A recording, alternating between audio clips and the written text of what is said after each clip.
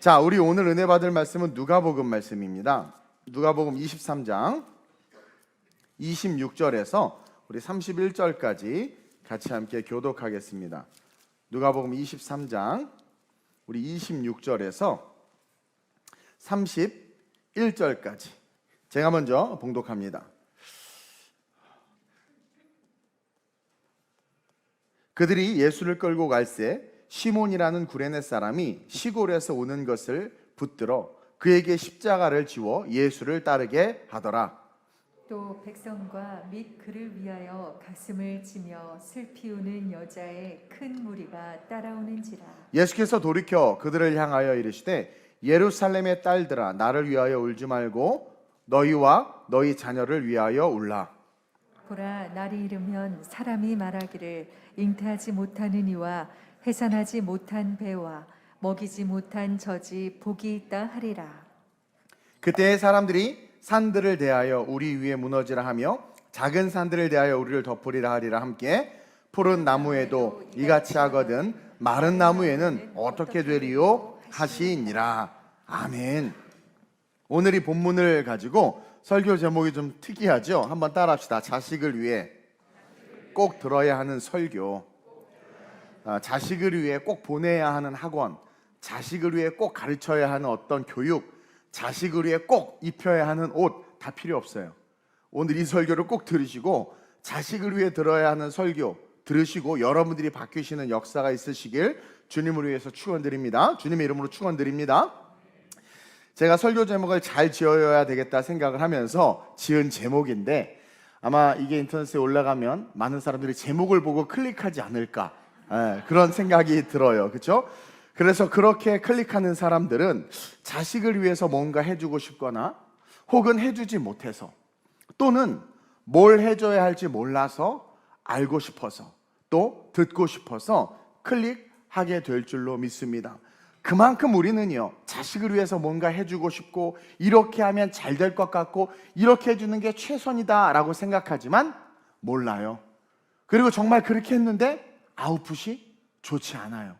그래서 아이들을 위해서, 어린이 주일이니까 우리 부모들이 꼭 들어야 하는 말씀, 이것을 듣고 순종함으로 우리 아이들의 미래를 주님께서 마음껏 펼쳐 가실 수 있도록 이 말씀을 듣고 깨달음으로 말미암아 자녀를 위해서 부모인 여러분들이 변화되는 그 일이 시작되시길 주님의 이름으로 축원드립니다. 여러분, 자녀라는 말은 다른 말로 하면 역사예요. 역사. 또 자녀라는 말은 다른 말로 하면 시간입니다. 그래서 자녀를 딱 보면서 역사가 엉망이구만, 딱 보면서 시간을 헛되이 썼구만. 그래서 자녀라고 우리가 이야기할 때 그 자녀를 단순히 내 새끼, 내 자식 이게 아니라 이 아이는 역사이며 이 아이는 곧 시간이구나 라는 것을 깨달아야 돼요. 마태복음에 그게 나와 있네요. 보니까 1장 1절을 한번 읽어볼까요? 시작. 아브라함과 다윗의 자손 예수 그리스도의 계보라. 마태복음이 딱 시작하면서 1장 1절에 아브라함, 왜냐하면 믿음의 시작, 하나님께서 하나님의 백성을 시작하신 게 아브라함으로부터 하나님께서 규정하셔서 시작하셨죠. 그래서 아브라함으로부터 예수 그리스도까지의 그 계보, 족보를 쭉 펼쳐 놓은 거예요. 그러면서 1장 1절부터 시작해서 내가 신년에 신약부터 한번 읽어보리라 하다가 마태복음 1장 1절에서 좌절을 하죠. 왜? 낳고 계속 이 족보가 나오니까 결혼도 못했는데 화가 나기도 하고, 그렇죠? 여기 이렇게 하나님의 계보에는 좋은 사람들이 있는데 내 자식은 왜 이런가 싶기도 하고, 여튼 자녀들의 출산과 이어지는 출산에 대해서 계속 이야기하고 있어요.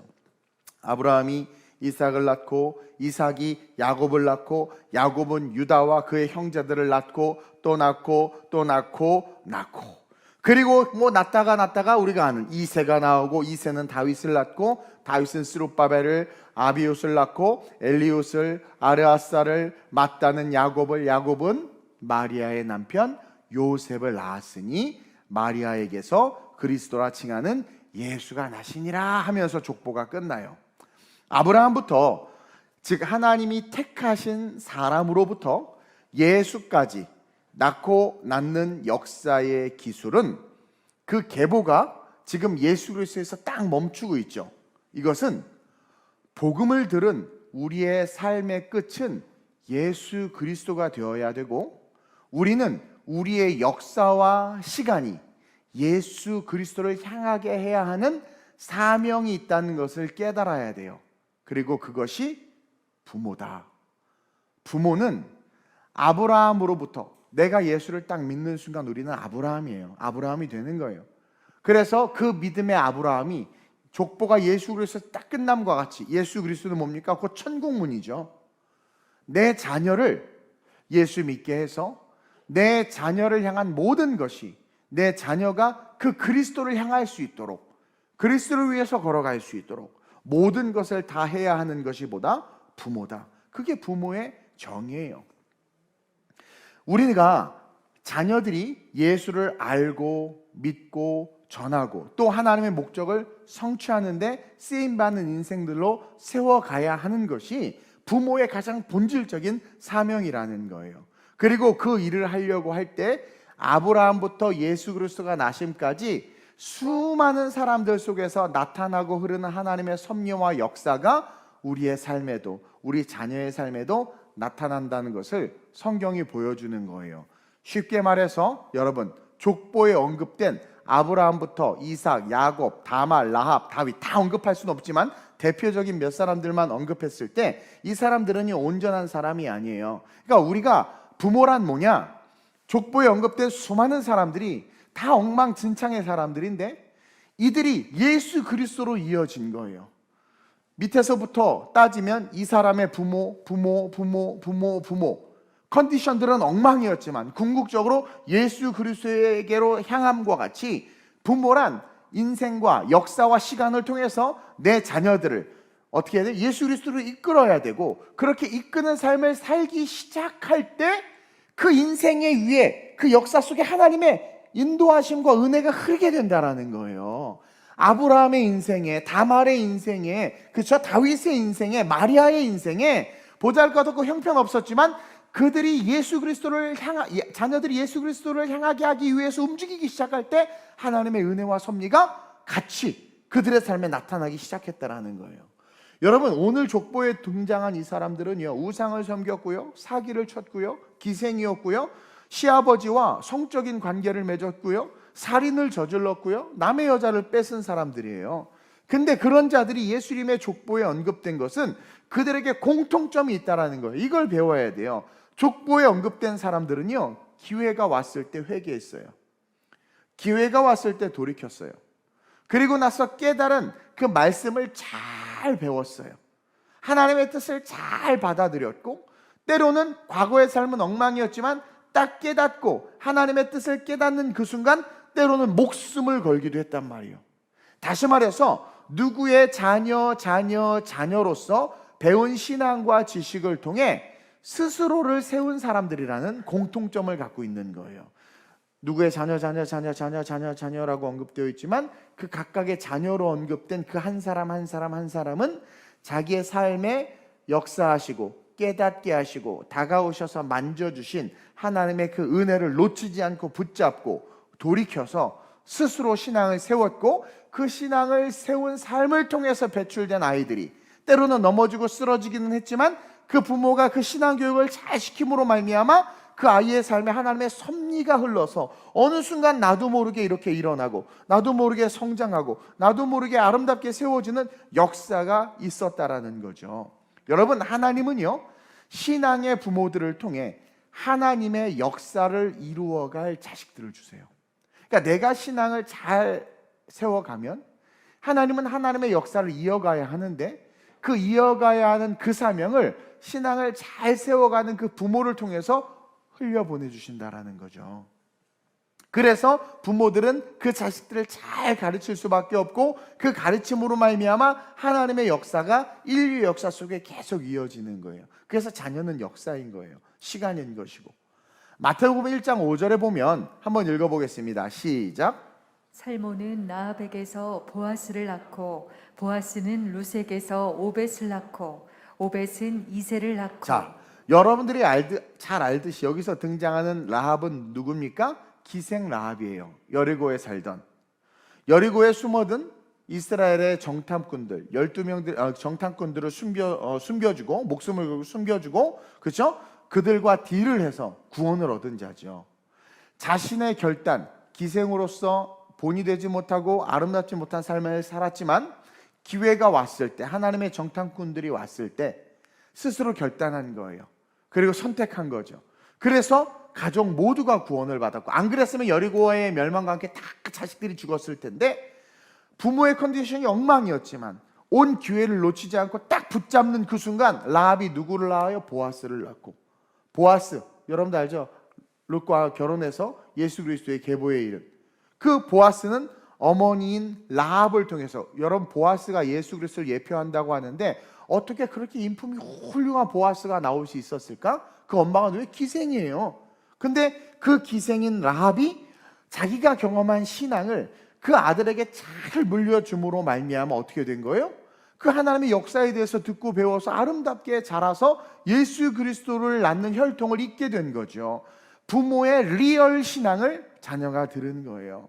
주일날 늦게까지 자고 교회 너나 갔다 와라 하는 그 부모 밑에서는 하나님의 역사를 이루어갈 자녀가 양육될 수 없어요. 그냥 목사님을 못살게 굴어서 그냥 목사한테 맡겨놓고 기도하면 뭐 또 어느 정도 될 수는 있을 수 있어. 그렇다고 사무엘처럼 되지는 않아요. 네. 근데 아이가 부모의 신앙의 모습을 딱 보고, 여러분 아이들의 특징은 수용성이거든요. 그런 것들이 무의식 속에 이렇게 몸에 배요. 그러다가 인생의 어느 날 힘듦이 오거나 직장 생활할 때 부딪힘이 올 때 생각하는 거죠. 우리 엄마 아빠는 힘들 때 맞아 이렇게 했는데, 그러면서 혼자 밤에 교회에 찾아오는 거예요. 와가지고 기도하는데 하나님께서 그 아이를 만지셔서 예수 그리스도의 계보와 혈통을 이어가게 하는 역사가 있게 된다는 거죠. 자녀들이 문제라고요? 아니요, 여러분들이 자녀들을 문제 있게 만든 거예요. 미안하지만 가정 안에서 문제 아들이 생기는 가장 근본적인 이유는 배우지 않는 부모 때문에 그래요. 저 대학원까지 나왔는데요, 아니 그런 배움 말고 신앙을 배우지 않는 부모가 우리가 10년, 20년, 30년 신앙생활 했는데 아이가 봤을 때는 자기가 교회 학교에서 배운 것의 10분의 1도 엄마의 모습에서 보이지 않는 거예요. 아빠의 모습에서. 즉 배우지 않는, 신앙을 배우지 않는 부모 때문에 가정에 문제 아이가 생기고, 그 신앙을 부모가 가르치지 못하기 때문에 그냥 교회 학교에다만 맡겨놓고 학원에다만 맡겨놨기 때문에 그 아이들의 삶에 문제가 생기는 거예요. 또 이것은 다른 말로 말하면 부모의 욕심과 고집 때문에 내 자녀가 문제가 생긴다라는 거죠. 제가 안타까운 건 이렇게 상담을 하다 보면 아이들의 의견이 하나도 반영이 안 돼. 부모가 너무 똑똑해가지고요, 너 잔소리 말고 엄마 말 들어, 너 이거 학원 다녀야 돼, 너 잔소리 말고 엄마 말 들어. 아니 그래요, 그 베이스가 사랑인 거 알겠어. 근데 그거 사랑 아니에요. 목사님 잘 되라고 그런 건데요.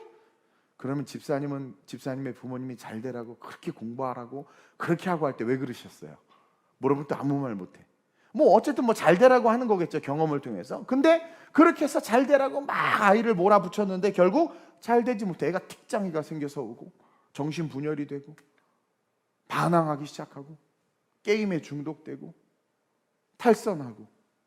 여러분 그게 누구 때문인지 알죠? 부모 때문이에요. 차라리 애가 공부 그만해, 놀아 막 그렇게 키운 애는요 절대로 문제 일으키지 않아요. 오히려 지가 공부하고 학원 좀 보내주세요 막 이러지. 정말 그런다니까요. 아니 그래서 여러분들이 사랑한다, 그 잘 되라고 한다 해서 막 몰아붙여서 서울대, 연고대, 스카이몬 다 날고 기고 다 나왔어. 근데 여러분 행복도를 조사해 보세요. 행복하지 않대요. 그게 과연 잘하는 것일까? 그래서 저는 어린이 주일인데 부모인 여러분들에게 이 메시지를 전하고 싶습니다. 그래서 여러분 첫째로 한번 읽어봅시다. 시작. 나는 배우고 있는가? 내가 많은 말을 쓰려다가 다 줄여서 이 단어로 요약했어요. 여러분들이 항상 어떤 아이가 힘들어하거나 아이가 짜증내거나 아이가 아이랑 싸울 때, 아이가 이상한 뭐 행동을 할 때 딱 가슴에 손을 얹고 나는 배우고 있는가? 이걸 꼭 한번 되짚었으면 좋겠어요. 부부가 아무리 철천지 원수여도 자식 앞에서는 손을 딱 얹고 우리가 배우고 있나? 이것에 대한 인사이트를 가지시길 바라요. 여러분 부모는요 배우는 자가 돼야 돼요. 안다고 다 컸다고 산전수전 다 겪었다고 교만하지 말고, 우리는 예수 그리스도의 계보를 이을 수 있도록 나와 내 자녀들이 그 계보에, 그 구원의 계보에 들 수 있도록 배우고 익히며 가르치는 역할을 감당해야 해요. 그게 부모인 겁니다.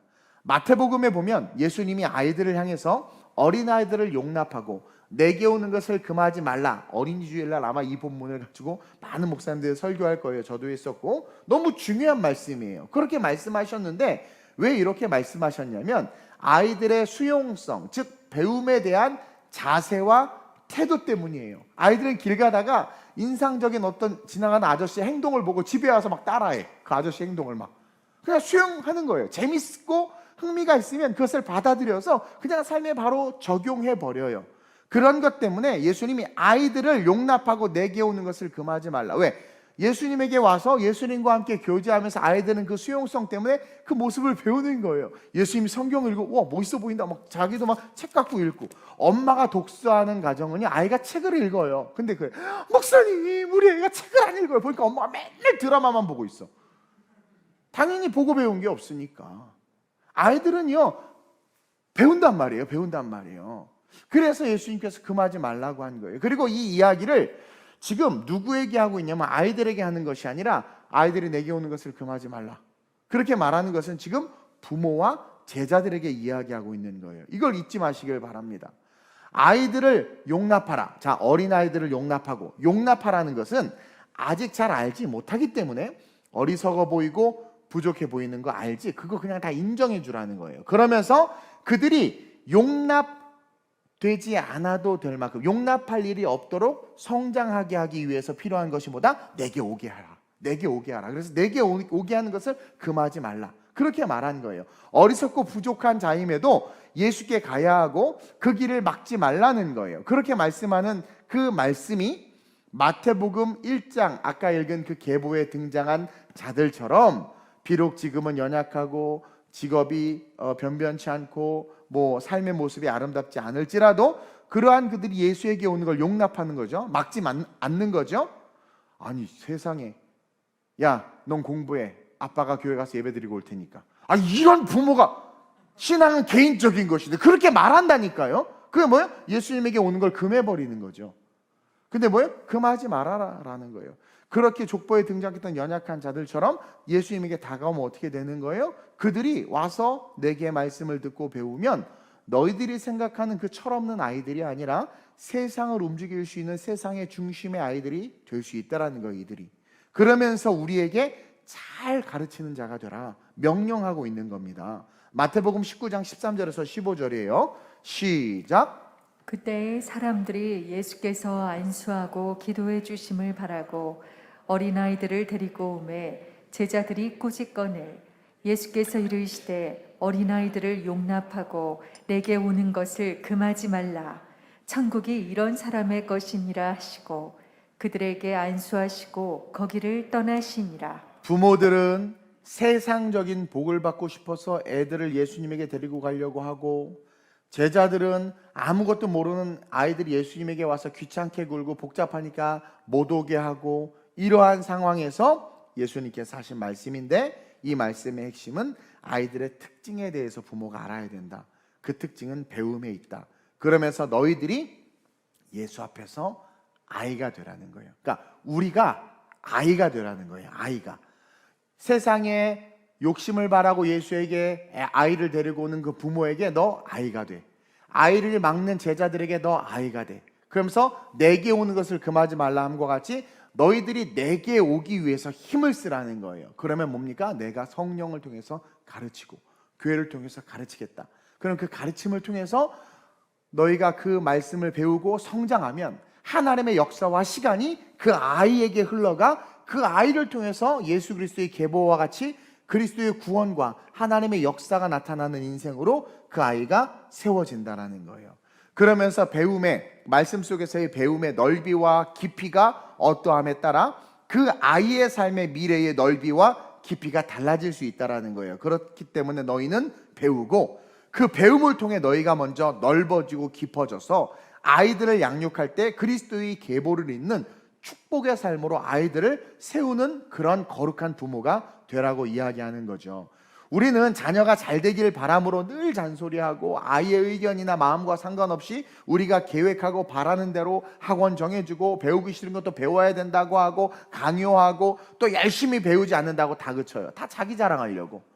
피아노도 좀 쳐야 되고 못도 쳐야 되고 못도 쳐야 되고. 왜? 어머니들 모임에 한마디 하려고. 우리 아이 나 이렇게 가르쳐 이 얘기 하고 싶어서. 다 부모의 욕심과 교만 때문이에요. 어떻게 보면 또 알죠. 그렇게 하는 게 아이의 미래로서 네가 도와주는 거라고 생각하는데 그것은 세컨드예요. 퍼스트가 없는, 기초가 없는 공사를 하고 있단 말이에요. 그러니까 기초가 없으니까 쏟아부은 모든 것을 감당하지 못해서 우르르 무너져서 애가 망가지는 거죠. 저는 묻고 싶어요, 여러분들에게. 여러분들 신앙생활하고 있잖아요. 신앙생활하면서 뭘 배우고 있냐라는 거예요. 그러면 신앙생활에서 배웠기 때문에 나만큼은 내 자녀, 크리스찬으로서 내 자녀를 양육하는 태도가 세상과는 달라야 되거든요. 근데 똑같아요. 똑같아. 뭘 배우고 있습니까? 신앙생활하면서. 진짜 여러분들을 잘 되게 하기 위해서 정말 열심으로 가르치는 주님의 말씀, 목사의 설교, 성경을 통해서 그것을 읽고 듣고 배우면서 그 가르침을 아이들에게 흘려보내고 있냐라는 거예요. 보면 신앙 따로 교육 따로 아닙니까? 여러 번 설교했듯이 가나안 땅에서 이스라엘 백성들이 망한 것은 그 좋은 컨텍스트 속에서 다 망했잖아요. 자산과 물질과 풍요로움 속에서 다 망했잖아요. 왜요? 그 저주는 뭐 때문이에요? 출애굽 2세대들에게 신앙교육을 전수하지 못한 거예요. 올바른 가르침을 그들이 배우지 못하니까 왕을 달라고 하고, 올바른 가르침을 배우지 못하니까 우상을 숭배하는 거죠. 올바른 가르침을 배우지 못하니까 안식일을 경히 여기기 시작하고 유월절을 경히 여기기 시작한 거예요. 그래서 그 시간만큼 세상에서 더 열심히 하면 더 잘 될 줄 알았는데 어떻게 된 겁니까? 하나님의 은혜가 떠나고 축복이 떠나니까 무너질 수밖에 없는 거죠. 잘 되라고 한 것이 결국 어떻게 된 거예요? 불행하게 만든 거예요. 우리는 너무나 많이 보고 알고 있잖아요. 지금 정신과의 청소년들이 얼마나 많습니까? 그럼에도 세상적인 것을 포기하지 못하고 여러분들이 계속해서 설교를 듣고 목사의 잔소리를 들어도 또 집에 가서는 아이들을 그렇게 득달하는 것은 우리가 영적이지 못하다라는 거죠. 또한 천국 소망이 없기 때문에 그런 거예요. 천국 소망이 없기 때문에. 반면에 어떤 가정들은요, 정말 웬만한 목사님이나 선교사님 가정보다도 위대한 가정들이 있어요. 네. 정신없는 그런 부모들은요, 꼬마 아이, 유아 유치부 아이들을 데리고 19금 시청하는 드라마를 같이 봐. 그러니까 애들이 그 드라마에서 배운 언어들을 막 써요. 깜짝 놀라는 거예요. 유아 유치부 애들이, 아유, 욕 나올 뻔했어. 너 그거 어디서 배웠니? 아, 드라마 보고 배웠어요. 정신이 없는 거 엄마가 애 앉혀놓고요, 그 막 쌍욕이 나오는 그 드라마를 보는 거예요. 동성애 드라마를 같이 보는 거예요. 교육에 대한 개념이 하나도 없는 거죠. 누구의 책임이에요? 부모의 책임이에요. 근데 어떤 가정은요, 아이를 위해서 TV를 없애. 봐봐, 지금 아줌마들 표정이 안 좋아. TV를 없애. 자기 자식이 아파서 그렇게 공부도 안 하고 문제를 일으키는데 아빠는 주말마다 골프 치러 가. 근데 어떤 가정은 아이가 그러니까 나 주말에 골프 안 쳐.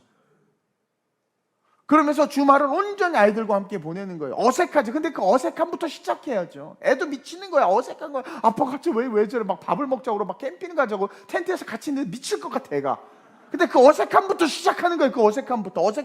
어색함 없이, 시작 없이 어떻게 열매가 맺겠습니까? 그러니까 아이가 문제가 있으니까 제대로 되지 않은 부모들은요, 그 문제를 자꾸 남 탓하면서, 아 몰라, 당신이 알아서 해. 아 몰라.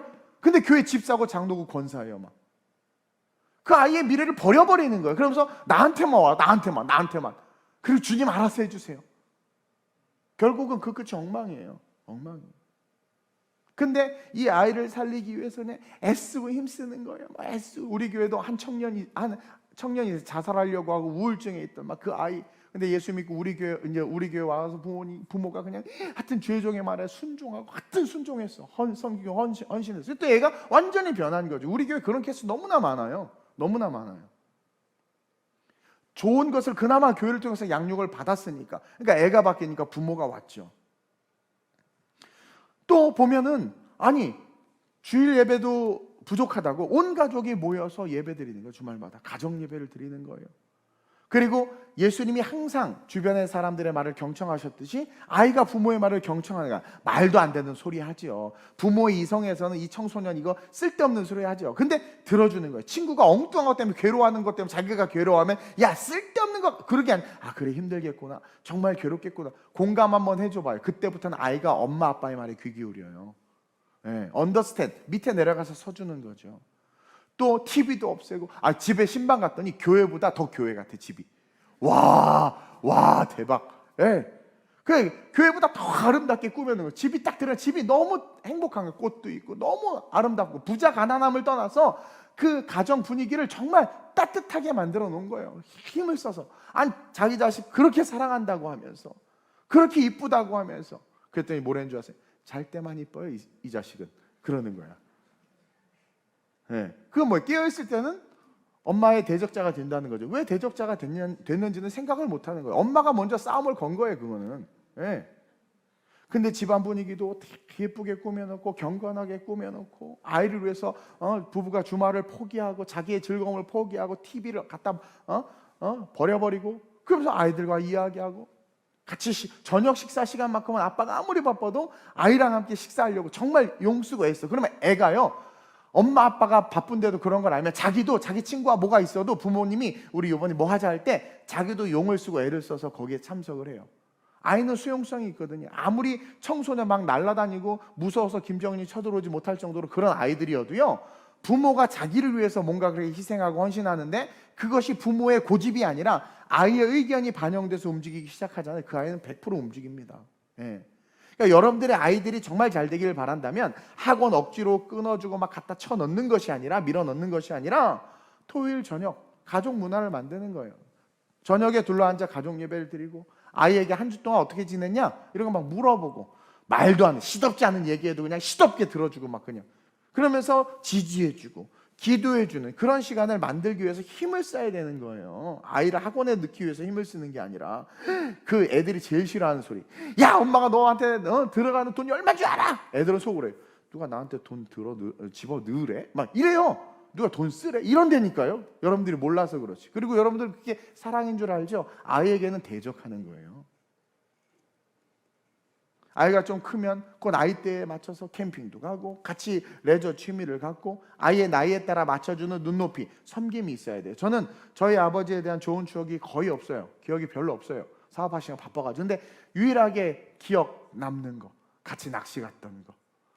낚시 가서 비가 엄청 왔는데 신발을 잃어버렸는데, 아버지가 자기 신발 벗어서 나 신겨주고, 전철타 1호선 막 인천이었던 것 같아요. 그 사람들이 다 쳐다보는데 양말 신고 그냥 아버지 서 계시고, 나 그냥 앉아있고. 그 기억. 비가 많이 오는 날 들쳐업고 가는데, 잠바를 뒤에다 엎고 이렇게 들쳐업고 가는데 빗소리가 막 들렸던 그 기억. 그런 기억. 그만큼 제가 이제 정서적 교감이 없었다는 거죠. 근데 그런 교감들이 많은 아이들은요, 여러분 말하지 않아도 효도, 말하지 않아도. 그래서 여러분 보세요. 그렇게 키운 아이들 나중에 결혼해서 출가해 보세요. 쳐다도 안 보잖아요, 부모. 애 키울 때 좀 도움받으려고 잠깐 붙었다가 결국 떠나가고, 유산 때문에 싸우고, 그 가족 형제 다 갈라지고, 그렇게 되는 거예요. 신앙에 뒤처지는 것에 대해서는 아무런 반응도 안 하면서, 성적에 뒤처지는 것은 견디지 못하는 그런 부모. 근데 그런 부모가 크리스찬이다? 여러분, 그건 문제가 있는 거예요. 또 정말 가슴 아픈 건, 아이는 신앙이 아름답게 성장했는데 그 아이가 저한테 와서 울면서 기도하는 거예요. 우리 부모님 지옥 가면 어떡하냐고. 그만큼 신앙이 실제가 된 거예요, 애가. 자기가 봐도 우리 부모의 신앙이 이거 아닌 거거든요. 부모님이 교회 안 나온다는 거, 내 말을 안 듣는다는 거, 그걸 기도 제목을 저한테 하는데 제가 창피하고 민망해 죽겠어요.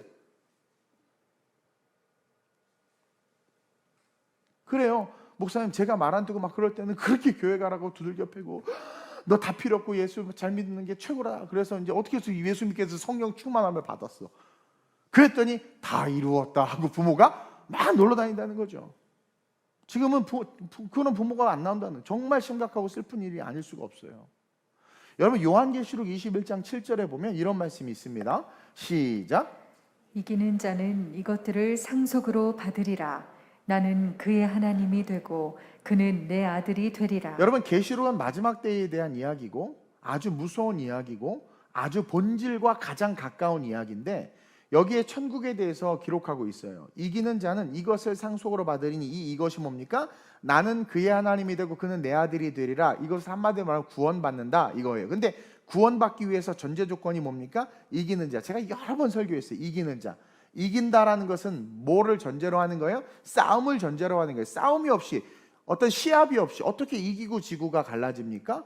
다시 말해서 우리의 삶에 일어나는 수많은 싸움과 수많은 어떤 문제 속에서 우리는 이겨야 돼. 이겨야지만 어떻게 되는 거예요? 천국 갈 수 있다라는 거예요. 그러니까 천국 가는 게 쉽지 않다라는 것을 보여주고 있는 거예요. 근데 지금 아까 말한 그런 부모님들 뭐예요? 진 거예요. 어떤 영역인지 어디선지는 모르지만 뭐 때문인지는 모르지만 어디서 진 거예요. 졌기 때문에 교회와 멀어진 것이고, 생각으로는 천국 갈 것 같지만 진자는 아까 읽은 것처럼 상속이 없어지는 거예요. 하나님이 내 아버지가 아니에요. 천국이 내게 아닌데 그걸 모르는 거예요. 제가 여러 번 이야기하지만 여러분, 천국 가는 거 쉽지 않아요. 방금 계시록에도 이기는 자는 이것을 상속으로 받는다고 했는데 지면 어떻게 되는 거예요? 못 받는 거란 말이에요. 그래서 마귀가 우리로 하여금 계속 지게 하기 위해서 시험하고 유혹하고 넘어뜨리는데, 가나안 땅 그 좋은 땅에서 유월절을 지키고 싶지 않아서, 아니 유월절이 뭡니까? 자기네들 애굽에서 건져낸 그 생명의 날인데 그 날을 지키고 싶지 않아서 유월절을 안 지키고 세상 일을 했다니까요. 그래서 망한 거예요. 오늘날로 따지면 뭡니까? 거룩한 이 안식일을 안 지키는 거예요. 이것보다 더 중요한 세상 일이 있기 시작하는 거죠. 뭐 한두 번은 그럴 수 있다고 칩시다. 근데 마음에 안식일이 없어져 버린 거예요. 그러니까 마음에 주일 예배가 없어져 버린 거예요. 마음에 주님이 없어져 버린 거예요. 미안하지만 이것은 진 것이고 어디서 떨어졌는지는 모르겠지만 마귀에 의해서 우리는 뭡니까? 천국을 잃어버린 거예요. 잃어버린 거예요. 저는요, 우리 부모들이 어린아이가 돼서 어린아이처럼 여러분들이 먼저 말씀을 수용하고 신앙을 다시 세우시길 주님의 이름으로 축원드립니다. 그래서 배워야 돼요. 그리고 배우고 확신한 일에 부모가 먼저 서야 돼요. 부모가 본이 되지 않으면 절대로 아이들은 잘 될 수가 없습니다. 그러나 뭐 기생 라합이든 다말이든 그런 정말 세상의 기준으로 형편없는 그런 부모였다 한다 할지라도 자기가 기회가 와서 예수를 딱 믿고 그 예수의 은혜 속에 들어가서 신앙을 딱 회복하는 그 순간, 세워지는 그 순간, 그때부터 자기가 경험한 하나님을 자녀들에게 양육하다 보니까 어떻게 보아스가 낳고 해서 예수 그리스도의 계보를 잇는 혈통 속에 들어갔잖아요. 여러분, 아이들 변화시키고 싶고 여러분들의 아이들을 하나님의 능력 있는 아이들로 키우고 싶다고요? 조급증 버려야 돼요. 이렇게 살아야 됩니다. 세상 이렇게 해야 됩니다. 그런 거 다 버려야 돼요. 먼저 내가 말씀 앞에서 바로 서고 그 말씀으로 말미암아 자녀와 교제하고 소통하고, 그리고 그 자녀의 미래, 그 끝이 그리스도, 이 인생, 아이는 역사와 시간이라고 그랬어요. 이 자녀는 역사와 시간이라고 그랬는데 이 아이의 역사, 이 아이의 시간들이 그리스도를 향할 수 있도록 해줄 때 하나님의 섭리가 그 아이 위에, 하나님의 은혜가, 하나님의 축복이 그 아이 위에 흐르게 되고, 결국 그것으로 말미암아 내가 상상하지 못했던 모습으로 내 자녀의 삶이 세워진다라는 거예요. 그래서 우리 부모는 배우는 자가 되어야 된다. 그러면서 둘째로 시작. 천국과 지옥에 대해 확실히 알고 믿어야 합니다. 여러분, 이게 너무 중요한데 왜 그러냐면, 천국과 지옥에 대해서 여러분들이 정말 확실히 알고 믿으면 여러분들의 교육의 태도가 바뀌어요. 바울의 고백을 한번 볼까요? 로마서 9장 1절에서 3절입니다. 시작. 내가 그리스도 안에서 참말을 하고 거짓말을 아니하노라. 나에게 큰 근심이 있는 것과 마음에 그치지 않는 고통이 있는 것을 내 양심이 성령 안에서 나와 더불어 증언하노니, 나의 형제 곧 고륙의 친척을 위하여 내 자신이 저주를 받아 그리스도에게서 끊어질지라도 원하는 바로라. 여러분, 이게 뭐냐면 바울이요, 나 죽어도 좋아, 나 지옥 가도 좋아, 만약에 내 형제와 친척과 고륙이 그리스도를 믿어서 천국 갈 수만 있다면 나 지옥 가도 좋아, 이런 고백을 지금 한 거예요. 이것은 바울이 온전하고도 완전한 성경적 내세관을 갖고 있었던 거야. 천국과 지옥이 있다는 것을 진짜 믿은 거예요. 그래서 그 지옥에 가면 안 되는 거야. 그렇기 때문에 어떻게 하는 거예요? 나 죽어도 좋아, 내가 차라리 지옥 갈 테니까 내 사랑하는 형제, 고륙과 친척은 절대로 지옥 가면 안 돼. 지금 이렇게까지 말하는 거예요. 이것은 또 반증으로 뭡니까? 그렇게 전도하고 그렇게 복음을 외쳐도 안 듣는다라는 거예요. 이들이 안 듣는다라는 거예요. 이것을 바울이 영적 전쟁을 통해서 또한 우리에게 이야기해 줬다라는 거죠. 여러분들 어때요? 형제와 고륙과 친척이 구원받을 수 있다면 기꺼이 지옥에라도 갈 마음이 있어요? 마음이 있습니까? 아니, 부모인 우리가 우리 자식, 내 자녀를 마귀가 잡아먹도록 방치할 수 있어요, 여러분? 근데 오늘날 그런 가정이 너무나 많은 거예요. 수련회 가느라 2박 3일 학원 못 가면 성적 뒤처질까 봐 못 보내는 신앙이 우리의 신앙이에요. 또 아이들 역시 그렇게 자라다 보니까 저 하루라도 빠지면 저 뒤처져서 안 돼요. 그러면서 수련회 안 가겠다라는 거예요. 예배 안 가겠다라는 거예요. 벌써 마귀에게 잡혀 먹힌 거나 다른 바 없죠. 근데 여러분 팩트를 얘기해 볼까요? 2박 3일 빠진다고 성적 뒤처지지 않고요. 여러분들 애들 학원 간 줄 알죠? 아니요. 땡땡이 엄청 칩니다. 쳐봐서 알고요. 저도. 네. 또 여러분 천국과 지옥이 없다는 그 마귀의 생각에 묶여버리면 이상하게 교회와 수련회, 하나님의 일, 예배 이런 것 때문에 학업이나 학원이나 공부가 빠지면 미칠 것 같아. 이게 마귀에게 묶인 자예요. 근데 다른 친구랑 놀고 뭐하고 하면서 학원이나 이런 거 빠지는 건 너무 자유해. 아무렇지도 않아. 저 성적 안 뒤쳐져요. 막 이래. 이상하지 않아요? 아니 어느 개척교회 목사님의 간증인데 사명을 받아서 사모와 함께 교회를 개척했어요. 개척교회 얼마나 힘듭니까? 밤낮 기도하고 1년 돼도 성도가 한 명도 없는 거예요. 그러니까 맨날 열심히 전도하고 시간마다 기도하고 금식하고 막 그렇게 노력하면서 교회가 어느 정도 이렇게 성장을 했어요.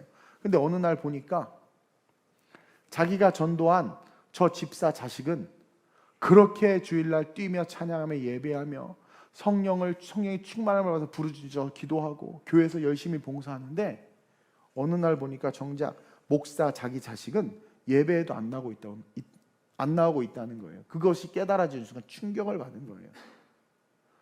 내 자식은 지옥 가는데 무관심하고 남의 자식은 성령으로 기뻐 뛰며 천국 가게 만들고 있는 거죠. 그 자기가. 그러니까 바울이 지금 그거예요. 그 고백인 거예요. 그런 자기 자신을 보면서 충격을 받았대요. 근데 여러분 문제는요. 그 아이들이요. 어느 순간 그 선을 넘어버리잖아요. 그럼 다시 교회 안으로 신앙 안으로 들어오기가 쉽지 않아요. 아니 안 들어와요. 저는요 MK, PK 사역이 만들어진 거에 대해서 사실은 되게 슬픈 마음을 갖고 있어요. 미니스트리 키드와 그 선교사 자녀들, 그러니까 목회자 선교사 자녀들을 위한 사역. 왜냐하면 목회자 선교사들이 그 사역만 열심히 하냐고 자식들이 다 엉망이 되어버리는 거예요. 그래서 어떤 목사님이 그 순간 그것을 딱 깨닫고는요 모든 걸 내려놓고 주말마다 자기 자녀를 데리고 자기 자식을 데리고 청소년 집회를 찾아다닌다는 거예요.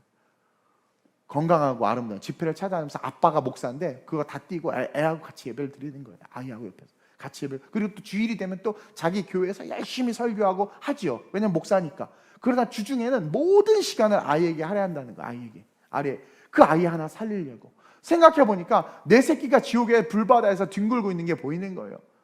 남의 새끼는 저렇게 천국 간다고 저렇게 기뻐 뛰고 찬양하고 하는데 여러분 충격 아니에요? 고린도전서 9장 27절 말씀 보세요. 시작.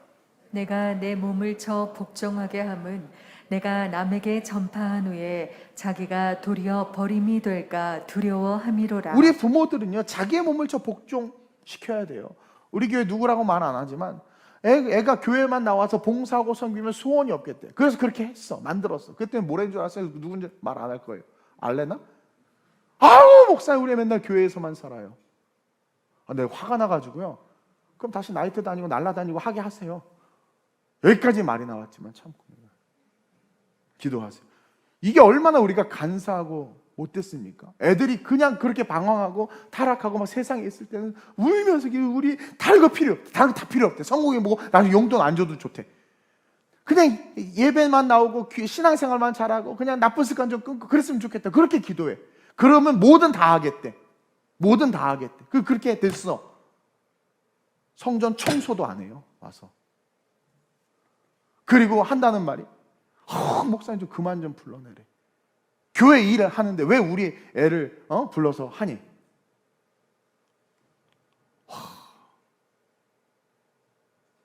개구리 올챙이 쪽 기억 못한다고. 그때 그렇게 울면서 매달리면서 살려달라고 해놓고는 살려놨더니 나 몰라라고 아무런 이제는 내가 그래서 아무리 목사지만 인간이다 보니까 진짜 너무 화가 나는 거죠. 그러니까 부모들이 못 배운 거예요. 부모들이 천국과 지옥에 그 성경적 내세관이 없는 거예요. 진짜 그게 있으면 괜찮아. 우리 아이 내 새끼 신앙생활 잘하고 주일날 빠지지 않고 교회 다니고 이것만으로도 감사하고 매일매일 감사헌금에도 부족하겠어. 근데 천국과 지옥에 대한 내세관이 없으니까 이젠 세상이 보이는 거예요. 그리고 또 뭐예요? 믿음이 없으니까 이 아이가 이렇게 됐을 때 하나님께서 이 아이를 어떻게 반전시키실지에 대한 기대가 안 생기는 거예요. 그러니까 조급해지는 거지. 이제 신앙 됐으니까 이제 공부하자. 그래 놓고는 그렇게 교회만 가면 다 해준다고 해놓고는 야 수련회 간다고? 뭐 이번에 제주도로 수련회 간다고 우리 청년들?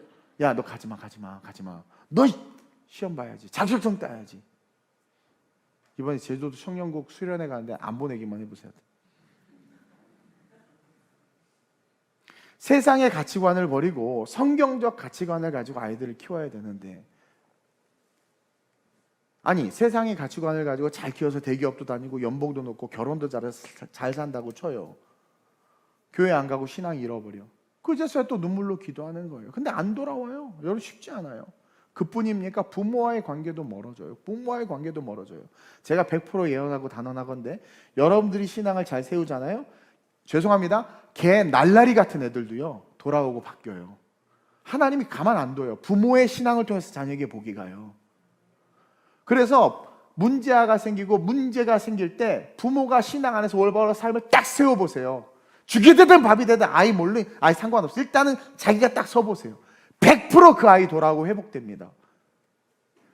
근데 자기 인생이 더 중요한 거예요. 부모가 자녀라고 말하지만 사실은 자기 인생. 자녀 그렇게 비싼 학원 보내고 훌륭한 과외 선생님 붙이는 이유가 뭔 줄 아세요? 나 이렇게 할 수 있는 부모야 라는 거 드러내는 거죠. 쇼윈도 자녀를 만들고 싶은 거고 쇼윈도 부모가 된 거예요. 봐라. 그래서 키워놨더니 나중에 자식이 부모를 버려요. 부모가 눈치 보면서 살아. 용돈도 안 줘. 손주 어느 정도 키워주면 이제 쳐다도 안 봐. 나중에 우는 거예요. 그 우는 권사님들 많아요. 우는 권사님들. 그래서 죽었어. 천국 갔어 권사님이. 근데 이렇게 한참 있다 보니까 지옥에 예수님이 오시기 전까지 우리가 죽으면 예수 믿고 죽은 자들은 낙원에, 믿지 않고 죽은 자들은 음부에. 근데 거기에는 큰 구렁 같은 것이 있는데 음부에서 낙원을 볼 수 있고 낙원에서 음부를 볼 수 있어요. 난 그게 되게 거기서 위로를 또 받아. 거봐 내 신앙이 진짜였지. 이걸 할 수 있고 저게 진짜네 뭐 이럴 수도 있고. 근데 딱 가서 낙원의 아브라함 품에 부모가 권사님이 안겨 있는데 한 30-40년 후에 보니까 지 새끼가 그 금이야 오기야 키운 자기 자식이 저 음부에 있는 거야. 마귀와 귀신들과 함께. 그러니까 부자와 나사로 이야기에서 그 부자가 난리를 치잖아요. 제발 그 억만장자가 있어도 물 한 방울 사 먹을 수 없는 그곳. 제발 나는 여기서 죽어도 좋으니까 제발 빨리 나사로 다시 살려서 우리 부모, 내 형제들, 내 형제의 자녀들 빨리 예수 믿게 해달라고. 그러니까 그 부자가 그렇게 간절하게 외치잖아요. 우리 성경을 읽잖아요. 바울이 그거예요. 내가 지옥 가도 좋으니까 내 형제와 고륙과 친척은 반드시 천국 갔으면 내가 이를 위해서는 나 지옥까지 가겠다. 이렇게까지 고백한 이유가 있는 거예요. 그게 실제가 된 거예요. 천국과 지옥이. 그렇게 훌륭하게 키워놨더니 세상에 나중에 음부에 떨어져 가지고 영원한 지옥의 인생이 된다고 생각해 보세요. 여러분 딱 한 번 사는 인생, 딱 한 번 산 인생인데, 딱 한 번뿐인 인생인데 그 모든 것이 허무해지고 속이 문드러지지 않겠습니까? 여러분 딱 한 번밖에 살 수 없어요. 분명한 내세관이 있어야 되는 것이고 그것이 실제이기 때문에 우리는 신앙교육에 있어서 최선을 다해야 되는 거고, 오늘부터 4주간 부모교육 세미나 하잖아요. 저는 정말 기대가 됩니다. 여러분들 좀 배웠으면 좋겠어요. 제가 그래서 첫째로 무엇을 배우고 있는가. 제발 동네 아줌마들끼리 풀떼기 먹어가면서 세상 얘기하고 이렇게 시켜야 되고 이 선생님 뭐 이 교육해야 되고 이거 듣지 말라는 거예요. 아니 여러분들이 신앙이 딱 서 있잖아요. 그럼 그걸 들어도 필터링이 돼요. 필터링. 그리고 오히려 거기 가서 다 필요 없어. 네 새끼 언젠가 죽어. 천국 가는 게 우선이야. 그래서 뭐 이렇게 오히려 거기에 힘을 인파워링을 해야지. 근데 거기서 막 얘기 듣고 와가지고 주혜종이 그 뭐 사람 요청에 다 필요 없어. 그러면 확 나가지고 목사님 그런 소리 할 수 있냐고. 돈은 못 보태줄 망정 나한테 그런 소리 하냐고 막. 그게 아닌 거예요. 이번 부모교육 세미나 강사님들을 통해서 부모와 자녀의 관계가 회복되고 그리고 어떻게 아이를 대해야 하고 가르쳐야 하는지 다리를 놓아주는 이 강의가 이 4주간의 강의라고 저는 믿어요. 모르잖아요. 어떻게 대화해야 될지 모르잖아요. 그리고 저도 설교 시간이 짧은 시간에 가르쳐 줄 수 없고, 그러나 4번에 걸쳐서 주제가 다 다르잖아요. 배워서 여러분들이 오늘부터 아이들과의 관계를 한번 바꿔보세요. 여러분, 사실은 부모의 가장 큰, 나중에 늙었을 때 가장 큰 열매이자 가장 큰 기쁨은 지 새끼가 잘 되는 거예요. 그리고 부모에게 효도하는 거죠. 네.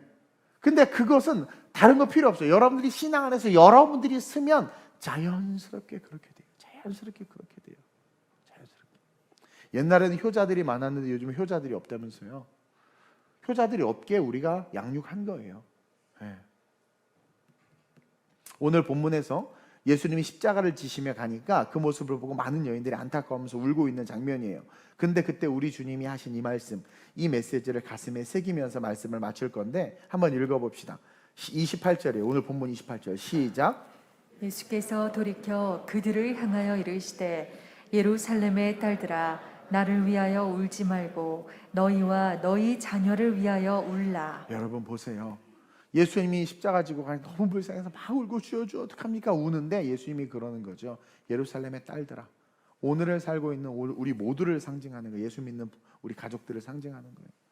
나를 위하여 울지 말고 너희와 너희 자녀를 위하여 울라. 이건 뭐냐면 내가 지금 이렇게 십자가를 지고 이 고통을 통해서 구원의 길을 열었는데 너희 자녀들이 너 때문에, 너희 때문에 마지막 종말의 때에 구원을 받지 못함을, 그것을 위해서 울라는 거예요. 왜? 다 도망갈 사람들이었거든요, 주변에. 나중에. 그러니까 구원의 길은 열려졌고 완성됐어. 니네들이 울어야 될 건 지금, 왜냐면 예수님을 위해서 울 필요가 없는 게 예수님은 약속하신 말씀대로 걸어가는 것이고 우리에게 구원의 문을 열어주는 건데 이들이 지금 감정에 치우쳐서 울 뿐이라는 거예요. 근데 그거 중요하지 않아. 나를 위해서 울 필요 없어. 문제는 뭐냐면 너네들이 신앙을 올바로 갖지 못해서 자녀들이 엉망이 되고 그 엉망이 된 자녀들이 내가 열어놓은 이 십자가를 지고 간 구원의 길로 들어오지 못해서 저주받아 저 지옥에 떨어질 것들을 위해서 울라는 거죠. 너희 자신을 위해서 울라는 거야. 네가 신앙 없음을, 너가 형편없이 자녀들을 양육하고 있음을, 좋다고 주지만 그것이 좋은 것이 아님을 알지 못함을 통곡하면서 울라는 거예요. 그리고 정말 재림이 언제 올지 아무도 모르는데 언제 갑자기 신앙 없을 때 주님 와봐. 어떻게 되는 거예요? 내가 그렇게 마음 다해서 키운 아이가 지옥의 불쏘시개로 던져진다라는 거죠. 세상에서는 인정받고 빛날지 모르지만 여러분, 세상에서 막 훌륭하게 컸다, 천국에서 봐봐요, 시커멓게 보일 뿐이에요. 시커멓게 보일 뿐이에요. 그렇게 천국에서 봤을 때 시커멓게 보일 그 자식들을 위해서 울라는 거죠. 울라는 말은 두 가지인데 첫째로는 회개하라는 거예요. 회개하라. 너 네 자식들 너 때문이야, 너 때문이야. 저는 김양재 목사님의 문제 안은 없고 문제 부모만 있다 100% 동의합니다. 100% 동의해요. 문제 안은 없어요. 그 아이가 왜 그렇게 됐습니까? 옆집 아저씨 때문인데요? 말도 안 되는 소리 하고 있어요. 부모 때문이라는 게 부모. 어쩔 수 없어요. 그래서 울라는 것은 너 회개하라는 거예요. 너 회개. 맨날 부부가 싸우니까 자식이 심리가 이상해지고 맨날 자식 얘기 하나도 안 들어주고 부모가 옳다라는 신념 속에서 부모의 지식과 명령으로 아이들을 찍어 누르니까 아이들이 이상해지고, 그렇죠? 귀찮으니까 TV 틀어주고, 귀찮으니까 돈 주고, 귀찮으니까 음식 시켜줘서 애들이 그렇게 비만이 되고 망가지고 멍청해진 건데 왜 그거에 대해서 회개하지 못하냐라는 거죠. 그러면서 너 스스로 회개하고, 두 번째 울라. 그건 뭐예요? 이제는 알았으니까 회개하고 최선을 다해 기도하라. 십자가의 길로 들어갈 수 있도록, 너희 자녀가 십자가의 길로 들어갈 수 있도록, 생명의 길로 들어갈 수 있도록. 그러면 여러분, 생명의 길로 딱 들어서는 순간 세상에 기생 라합의 아들이 보아스야. 기업 물을 자가 됐어요. 세상에 생명의 길로 들어서는 그 순간 하나님의 역사와 섭리 속에서 그 아이의 삶이 변방의 초라한 삶이 아니라 중원의 능력 있는 삶으로 바뀔 수 있는 거예요. 그것을 믿고 기도하세요, 여러분. 그래서 마지막 때 구원의 축복을 누리는 그러한 그 구원의 축복을 주는 부모들로 깨어나야 된다는 거죠. 여러분, 하늘이 두 쪽이 나도 주의를 지켜야 돼요. 근데 부모가 주의를 자꾸 빠지면 자녀들이요, 교회에서 전도사님이 목사님 막 주의를 써서 강조해야 돼요. 아이들은 그래도 처음 부모가 가장 큰 영향력을 끼쳐서 우리 아빠도 안 가는데, 우리 엄마도 안 가는데, 이게 몸에 배어. 그러다가 정말 인생이 아주 중요할 때 그것을 놓침으로 말미암아 어떻게 되는 거예요? 그 한순간에 무너질 수 있는 거죠. 힘들고 어려울 수 있지만 설교가, 여러분들 기억하셔야 돼요. 하늘이 저쪽에 나도 주의 성수하고 그 어떤 가치보다 예수 생명의 가치가 위대함을 가르쳐 줘야 된다라는 거죠. 그래서 온 가족이 주일날은 함께 교회 나오고 생활의 본을 보여주는 거예요. 온 가족이 함께 예배하고 취미생활 잠깐 내려놓고 아이가 힘들고 아이가 문제가 있다면 욕심 다 내려놓고 그냥 아이가 원하는 대로 한번 해줘 보는 거예요. 우리 주님 우리가 원하는 대로 다 해주시잖아요. 해주는 거예요.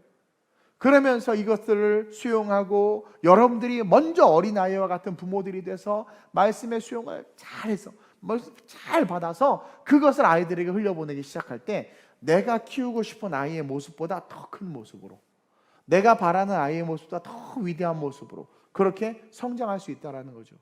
저도 다른 건 몰라도 어렸을 때 여러분 얘기했죠. 저희 어머님이 두들겨 맞아가면서도 수련회 보내고 교회 보내고 성경학교 보내고 불교 집안임에도 불구하고 그게요 지금의 저를 만들고 그 여러 가지 상황과 환경 속에서 제가 벤처기업 하다가 완전히 망해서 테헤란로 길바닥에 던져졌을 때 죽고 싶었을 때 그렇죠? 그것도 나 때문이 아닌 이유였는데 어쨌든 그때 제가 죽지 않고 이렇게 지금 이 모습으로 서 있을 수 있었던 것은 저를 위해서 기도해 줬던 부모님과 그때 물려받은 신앙의 유산 때문인 거예요. 그래서 제가 할 수 있거든요. 무슨 말이냐? 믿는 자에게 능치 못할 것이 없느냐 이것을 자꾸 고백하는 것은 그게 저에게 실제가 됐기 때문에. 그래서 청년들에게 뭐든 할 수 있다고 말하는 것은 그 하나님이 진짜 나의 아버지가 되셨기 때문에 그것을 해준 거죠. 눈물로 기도해 주시고 그렇게 모든 집회 때 아기 때부터 데리고 가서 그냥 박수 치다가 내 뺨을 때리시기도 하시고 막 그러면서 모르고 나 무릎에 누워서 자니까 이렇게 치시다가 이렇게 친 거죠. 그게 아무것도 아닌 것 같아요. 어려서 아이들에게는 어려서 각인되는 게 되게 큽니다. 그 어려서. 내가 신방을 갔는데 어떤 집사님이 그러는 거예요. 어렸을 때 엄마가 밀크쉐이크를 안 사줬대. 너무 먹고 싶은 날이었는데 그게 한이 된 거야. 엄마는 놀래. 아니 그게 뭐라고? 그게 뭔 대수라고? 대수예요 여러분. 그 되게 심각해요. 우리 다 끄덕이야 젊은 애들. 상처가 있다니까. 여러분들은 몰라. 상처가 있다니까요. 그래서 어렸을 때 부모에게 받은 그 따뜻함, 그 신앙의 그거는요 정말 사라지지 않아요. 그래서 그 아이의 인생에 정말 어려움이 오거나 힘듦이 왔을 때 그것이 그 아이를 일으키는 역사가 될 수 있다라는 거예요. 사실은 어린이주일이라 고민을 엄청 많이 했습니다. 뭐 좋은 말 많죠 여러 가지로. 근데 세미나 때 우리 선생님들이, 교수님들이, 목사님들이, 박사님들이 좋은 얘기 해줄 거라고 믿어요. 기도 많이 했어요. 분명히 있어요. 그래서 그럼 뭐 하냐 이거예요. 아무리 좋은 강의를 하면 배워야지. 그래서 첫째로 여러분 자식을 위해 꼭 들어야 하는 설교라고 제목이 한 게 뭐냐면 아프지만 내가 배워야 되는구나. 내가 배워야 되는구나. 그리고 그 배움을 통해서 어떻게 돼요? 그것들을 잘 흘려보내야 하고 동시에 분명한 천국과 지옥에 대한 내세관을 내가 가져야 돼요. 여러분 뭐 훌륭하게 잘하고 뭐 해야 돼서 막 했는데 갑자기 자식이 암이래. 그럼 그제서야 깨닫죠. 건강이 최고라는 거. 근데 건강한 사람에게는 건강이 뭐가 문제입니까? 그러지만 사실은 우리는 가장 가치 있고 가장 소중하고 가장 중요한 본질을 너무 경히 여기는 경우가 있어요. 사실은 아이의 한마디가 가장 중요해요. 부모의 10마디보다 아이가 엄마 있잖아요 라고 말하는 그 한마디가 더 중요한데 우리는 그것을 너무 무시하고 부모의 10마디가 더 중요하다고 생각하고 주입한단 말이죠. 거기서 문제가 생기는 거예요. 이제는 배움의 마음을 가지고 하나님이 우리로 하여금 우리의 자녀들을 세우고자 하는 그 뜻을 알아 그것을 분명히 가슴에 새겨. 오늘 보세요. 나를 위하여 울지 말고 너희 자녀를 위하여 울라. 오늘부터 자녀를 위해서 울고 그 자녀를 위해서 기도하고 그 자녀를 위해서 먼저 회개하고 그래서 하나님의 거룩한 삶으로 가정으로 여러분들의 자녀들의 삶을 세워주는 그런 부모가 됐으면 좋겠습니다. 오늘 이 말씀을 놓고 한번 기도합시다. 하나님, 내가 나를 위해서 또 주님을 위해서 우는 것이 아니라 내 자녀를 위하여 울게 하여 주시옵소서. 주님, 내 아이의 문제는 나 때문입니다. 잘 되길 바라면서도 경청하지 않았습니다.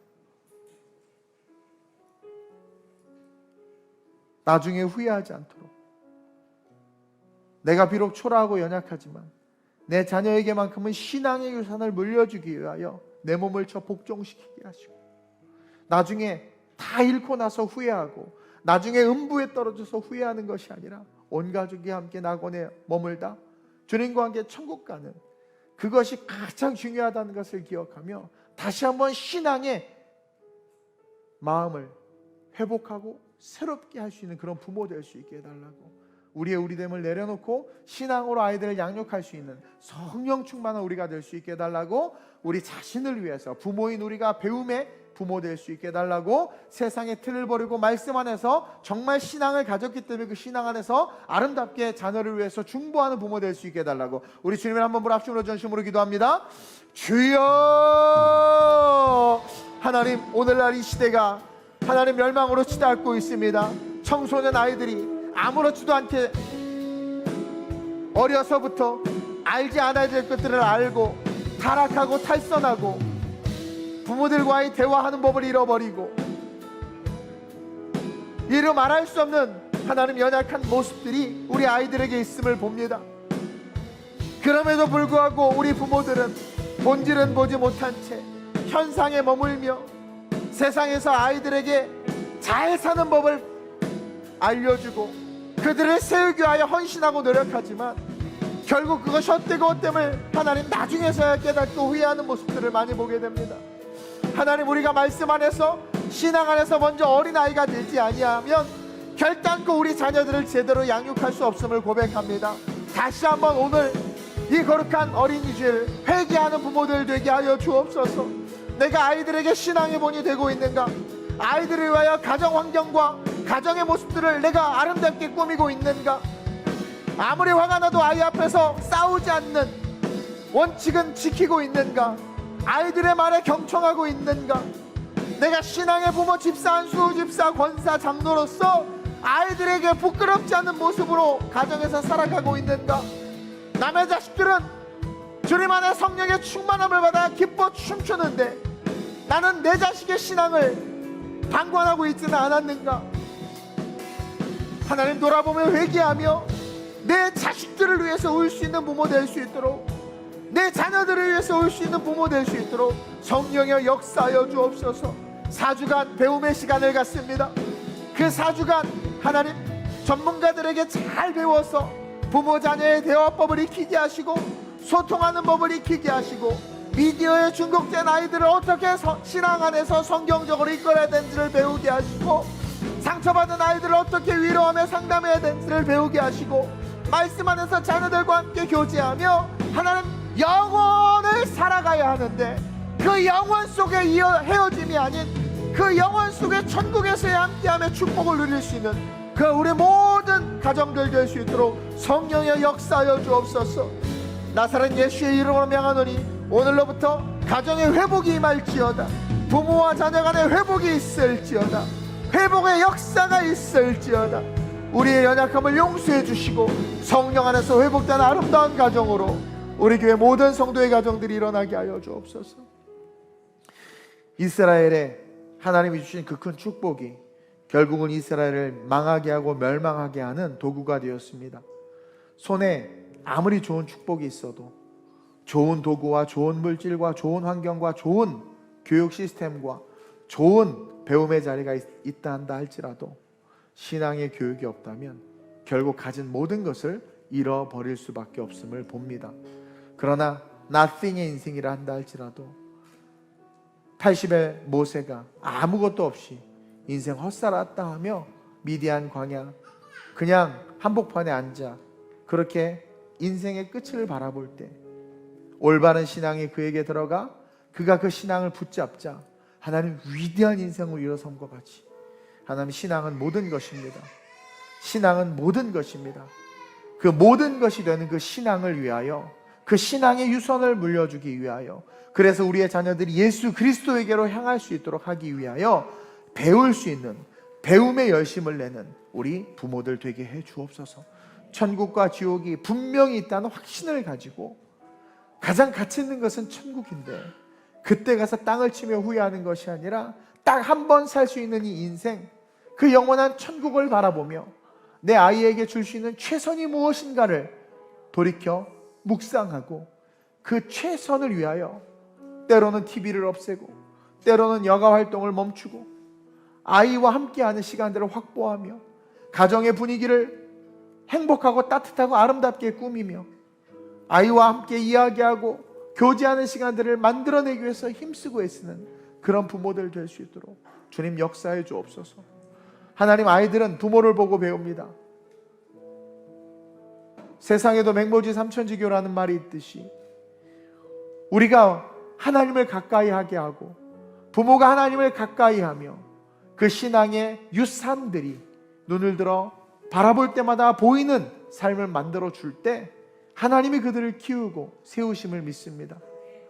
아름다운 우리 교회 모든 성도들, 이번 세미나를 통해서 잘 배우고 배운 것을 흘려보냄으로 말미암아 놀라운 회복의 역사, 축복의 역사 있게 하셔서 우리 아이들 교회에서 꿈꾸며 다음 세대를 세우기 위해서 노력하는 사역과 맞물려서 가정에서의 신앙과 가정에서의 신앙의 지원을 통해 정말 이 시대의 탑 리더들로 하나님 업스트림으로 올라가서 세상을 뒤흔들 수 있는 거룩한 자들로 우리 아이들 서게 하여 주옵소서. 혈통이 구원할 수 없습니다. 학벌이 구원할 수 없습니다. 오직 십자가 예수 그리스도만이 우리를 구원할 수 있사오니 그 십자가 구원의 신앙으로 아이들과 함께 아름답게 걸어가는 어린아이와 같은 부모들 되게 해 주옵소서. 감사함을 드리며 좋으신 예수님의 이름으로 기도드립니다. 아멘. 아멘.